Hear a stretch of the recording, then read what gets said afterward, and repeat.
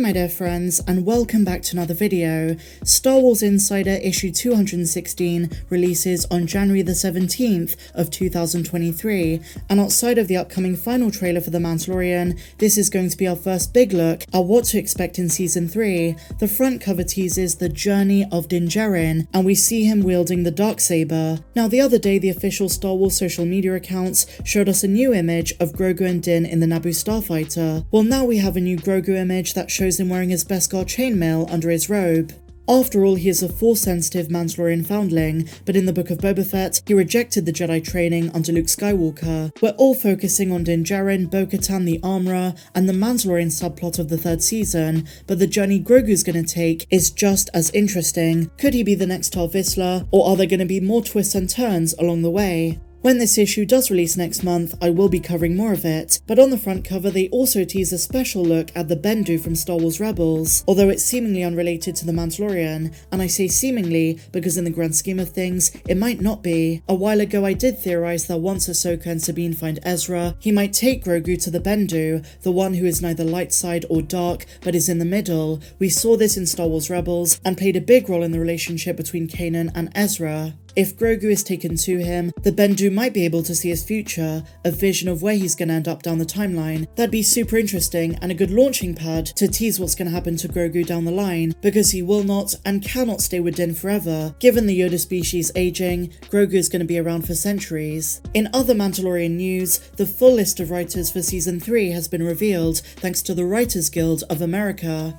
They didn't reveal who's going to be directing though, although we do know a couple of returning faces, so the writing credits are as follows. Season 3 Episode 1 Chapter 17 is written by Jon Favreau, same with Episode 2. Episode 3 is being co-written by Noah Claw. Episode 4 is Jon Favreau and Dave Filoni. Episodes 5 and 6 Jon Favreau. Episode 7 once again Jon Favreau and Dave Filoni. And the Season 3 finale Episode 8 Jon Favreau. Favreau being heavily involved in The Mandalorian Season 3 is very unsurprising, given his status as showrunner and his dedication to this show and its spin-offs, and likewise, it's not surprising to see Dave Filoni take part in co-writing. A bit more surprising is the addition of Noah Claw, who was credited as a staff writer for all 7 episodes of the Book of Boba Fett, getting his first full credit as a Star Wars writer. Now when it comes to the episodes that Filoni is co-writing, it's very likely he's going to be directing those too, and it would not be surprising if those episodes connect to the Ahsoka show.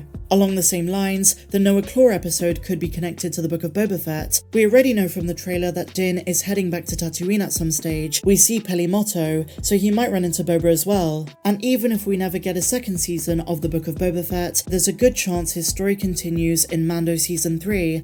Jon Favreau's writing abilities are renowned across the fandom. They did come under scrutiny during the Book of Boba Fett, but there were several factors that contributed to the unevenness in that show. But The Mandalorian is his own series, with mostly new characters that he and Filoni created, so it's familiar territory, and his contribution to this franchise is immense. I'm super excited for the third season, and exactly 1 month from today is The Bad Batch Season 2. And so now, my dear Mandalorians, a tidbit for Ahsoka. Eman Esfandi was cast as Ezra Bridger a few months ago, and now in a new interview with Collider he was asked about it. First of all, his appearance and voice are perfect for a live-action version of Ezra. But what's really interesting is he's playing coy about it, acting as if it's not confirmed. I'll play the clip and you'll see what I mean. I don't actually have any confirmation about it. And there's really not much more for me to do towards it, but I do love how many people are stoked for me to play that. That would be so cool, and I appreciate the people putting the pictures, and we'll just kind of see what happens, but I appreciate that. Thank you. But all of the reliable outlets, including hints from his own Instagram page, point towards Eman Esfandi playing the role of Ezra in the Ahsoka show. Hopefully he does get lots of screen time, and it isn't just him right at the end. I should also say we don't know yet if Ahsoka is multiple seasons or just the one, but it was originally labelled as a limited series. Having said that, in recent months, Making Star Wars did say it could be more. In either case, whether it's called Ahsoka Season 2 or not, they're absolutely going to do more with the stories of Ezra and Thrawn, maybe even in their own spin-off, but I can't see these stories ending anytime soon, and why would they want to? Fans love these characters, all of the characters from Star Wars Rebels for that matter. And so finally, my dear friends, I asked you guys in the community tab if you're excited for the Bad Batch Season 2 with just 1 month to go. I asked the same question before Season 1 last year, and it's really interesting to see how the results have changed so much now that we've had 1 season and have seen the potential of the show. 56% said very excited, 25% said they think it'll be good and they'll watch, 12% said not overly excited but will still watch, and 8% said not interested at all. I think given how the Bad Batch ties into other projects, and now that we're invested in these characters including Omega, fans are much more excited than ever before to see how the next chapter plays out. I mean, sure, animated Star Wars isn't for everyone, but as I've said with Star Wars Rebels and the Clone Wars, it's definitely worth giving it a go, especially if you haven't done so already. Some of the writing, I must say, is Star Wars bliss, some of the most profound story arcs you'll ever come across in the franchise. Whether it's the Siege of Lothal, Twilight of the Apprentice, the Umbara arc, the Mortis trilogy, and so on, these animated stories have become essential viewing, and I predict the Bad Batch is going to fit into that after Season 2. Season 1 was really about saying goodbye to Kamino and the Clone Wars, and now pressing forward, some of the darker and more heavy-handed arcs are going to take place, as teased by some of the creatives on the show. I also asked you guys, which did you prefer, The Mandalorian Season 1 or Andor Season 1? The Mandalorian seems to have, I guess, unsurprisingly won the edge on that poll, and the comments were really telling of the mindset of a lot of Star Wars fans, because as a lot of folks pointed out, while the Andor series is generally regarded as a brilliantly written show, it had so much going for it in terms of dialogue and acting, to many fans, it lacked something fundamental to the Star Wars franchise, to the brand. Nostalgia, familiarity, even the addition of things like the Force, Mandalorians, shared history, familiar planets, and tropes we've traditionally associated with the Star Wars franchise. The Andor series was a deviation from that.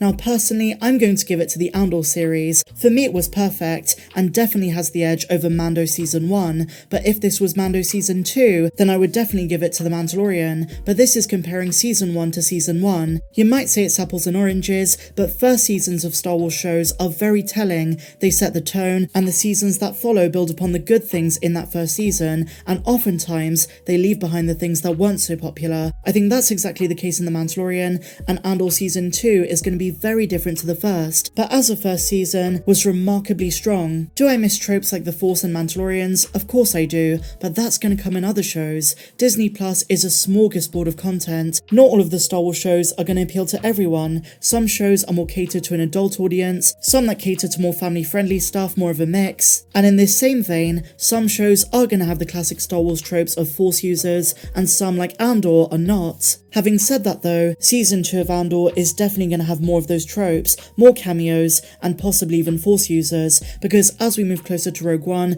we're going to be introduced to familiar characters, more well-known events, and that could definitely include the likes of Palpatine or even Darth Vader. So really interesting stuff. Share your thoughts of this and everything we spoke about in the comments down below. If you enjoyed this video guys, please be sure to give me a big fat thumbs up, subscribe if you're new, and as I say, 30% off my merch store using code MEG30, the link is down there in the description. But until the next one guys, may the Force be with you always.